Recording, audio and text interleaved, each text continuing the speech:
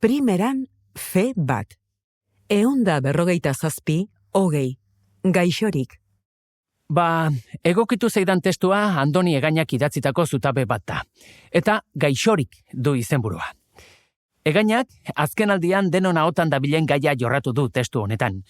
Buru osasunaren eta presaka bizitzearen arteko lotura egiten du, eta lotura horretan hiperkonektatuta bizitzeak duen eragina ere aipatzen du. Egainak hitz egokiak hautatu ditu hori adierazteko. Hala dio, 6 urteren buruan, buru osasun arazoen ondoriozko bajak bikoiztu egin omen dira. Osasun mentalari kalte egiten dioten egoera batzuk ere zerrendatzen ditu egileak. Adibidez, lantokietan langileak estu hartzea, edo nagusiek gutxirekin asko lortu nahi izatea, edo saretik ezin askatuta ibiltzea. Ateratzen duen ondorioa argia da. Gaur egun ezin da ezer gerorako utzi. Baina horren errua gugan ere jartzen du. Geuk ere egiten dugu zerbait buru nahaspilaren alde, egilaren hitzak ekarrita. Egia esan, neronek ere sentitu izan dut presio hori, denera iritsi ezin hori. Nolabait, gorputzak gelditzeko esan izan dit noizbait. Horregatik, testua irakurri ondoren, goitik behera sinatuko nuke bertan jartzen duena. Batetik, uste dut, gaur egun, zaila dela kezkatuta eta txekabetuta ez egotea. Erritmo eta exigentzia maila handian bizigara eta horrek muturreraino eramaten gaitu askotan. Ingurura begiratu besterik ez dago, ezta? Gero eta ohikoagoa da antsietatearekin bizitzen ikasi behar izatea. Denok ezagutzen dugu kolokan sentitu den norbait, eta, kontua da gainera, adin guztietako pertsonek egiten dutela, krak.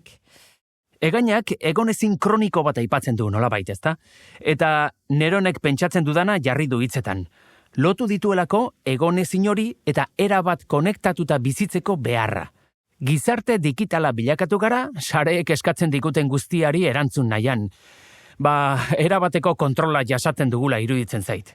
Gaur egun ez dugu pribatutasunik. Hortaz, guztiz bat nator testuko ideiekin. Ze badirudi beti azkar eta ondo iritsi behar dugula bete beharreko gauza guztietara, ez? Lanak, kirola, lagunak, aurren edo helduen zaintza, erosketa, gaixia, eta hori guztia zertarako, Gu ondo sentitzeko? Behar bada bai, baina hori dena egiten dugu bestei kontatzeko ere, ezta? Hiperkonektibitate horri lotuta.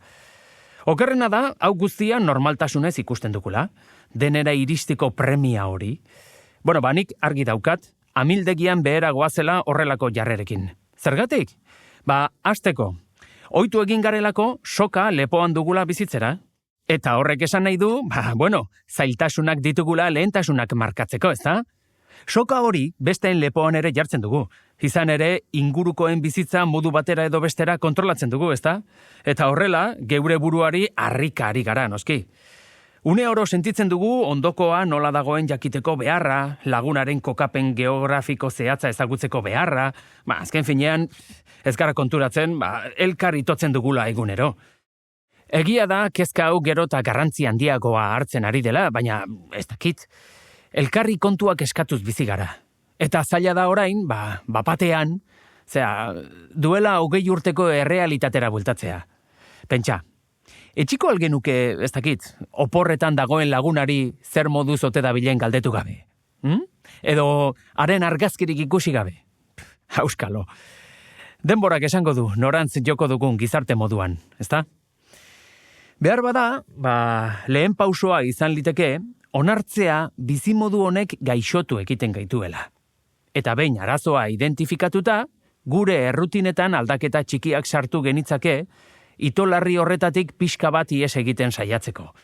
Adibidez, ez esaten ikastea, ezta?